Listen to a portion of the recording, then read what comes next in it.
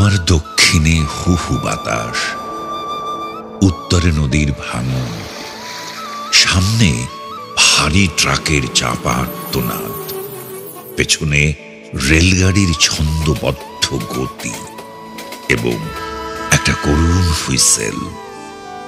পায়ের তলায় ইট পাথরের ইমারতের ছাদ। সহসা চোখের ভেতরে খরবেগ, পদ্মার দুকুল ছাপিয়ে হঠাৎ বন্যায় ভেসে যাওয়া গ্রামের পর গ্রাম।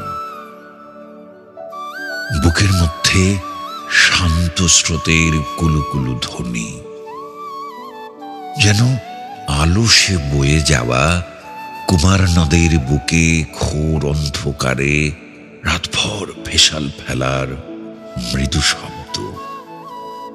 তারপর রাত্রির শেষ প্রহরে বৈঠা বাওয়ার ছলাৎ ছলাৎ শব্দ আমাদের হিজল গাছের ঘাটে। খগেন মাছির জেলে নৌকো ভেড়ে উঠোনে তার পায়ের আওয়াজ শোনা যায়।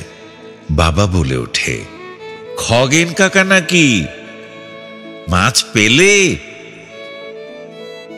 খগেন মাঝি তার ভেজা অদৃশ্য শরীরের ভেতর থেকে বলে, হ কাহা, শীতল আর আইড় মাছ পাইছি। বাবা আনন্দিত কণ্ঠে বলে, কাল সকালে একটা দিয়ে যেও, আমার ছেলে মেয়েরা আইড় মাছ খুব পছন্দ করে। তারপর পায়ের শব্দ মিলিয়ে যায়। বাবার সে আনন্দিত কণ্ঠ অনেক দূরের মনে হয়। ইট পাথরের ছাদে কোথাও চলে যাওয়া কোনো মানুষের কোনো পায়ের চিহ্ন নেই, না বাবার, না জেলে বাড়ির খগেন মাছের।